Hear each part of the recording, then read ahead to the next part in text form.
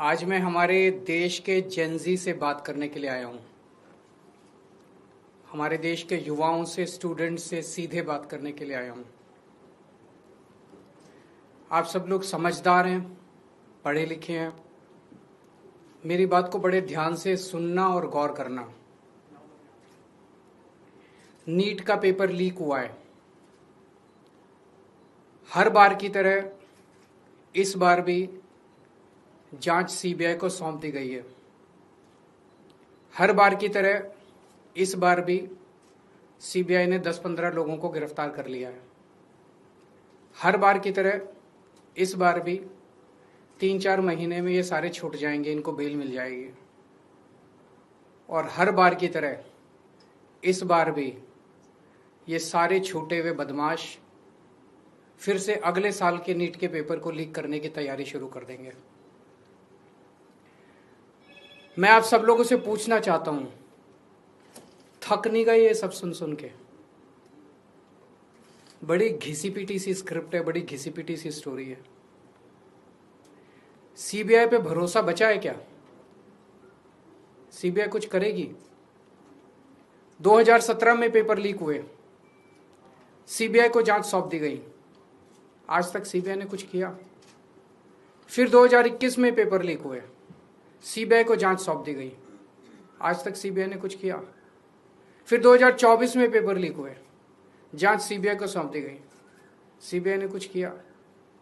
फिर 2026 में अब पेपर लीक हुए, जांच फिर से सीबीआई को सौंप दी गई।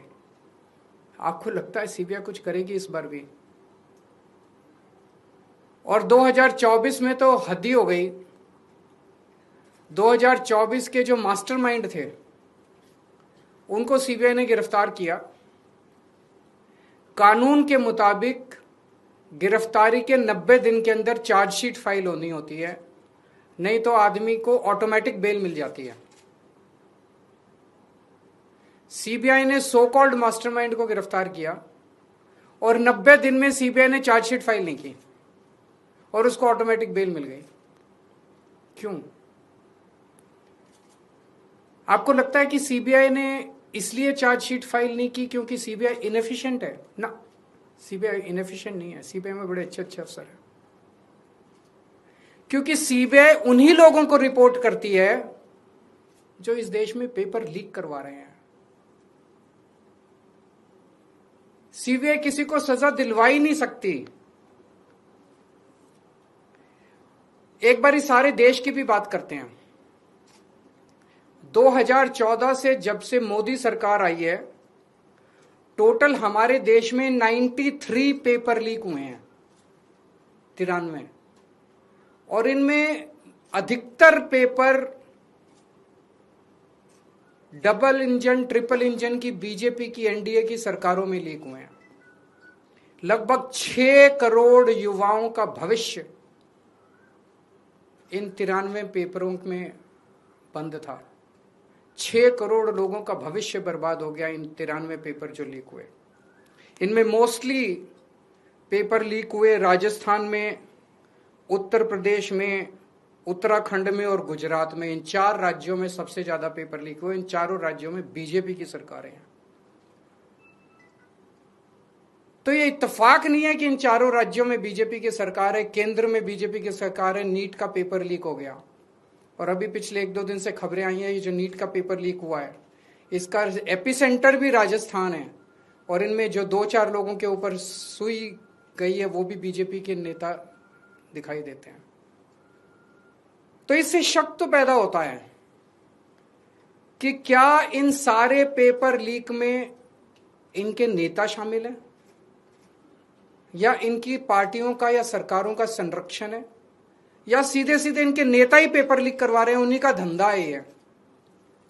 और अगर ऐसा है तो सीबीआई की जांच इसमें बेचारी क्या करेगी? सीबीआई इसमें बेचारी क्या करेगी? तो मेरा जेनजी से सीधा सीधा, देश के युवाओं से सीधा सीधा पूछना है कि ऐसे ही चलेगा या कुछ करना है?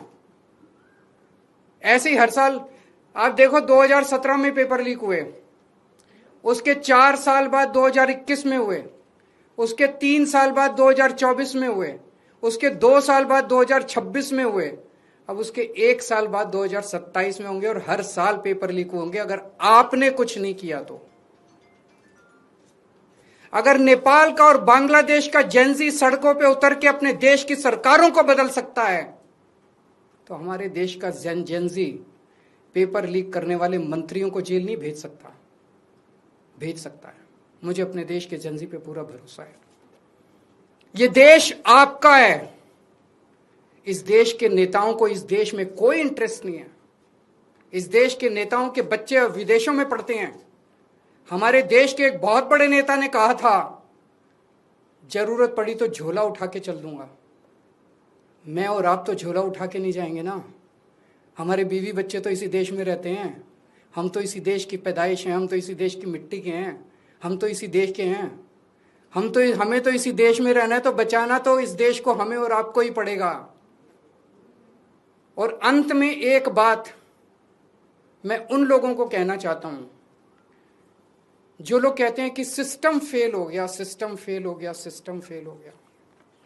मैं आपकी भावना को समझता हूं, लेकिन जब आप सिस्टम की बातें करते हैं तो अनजाने में आप उन नेताओं को बचा रहे हैं जो नेता इस पूरे घिनौने खेल में शामिल हैं।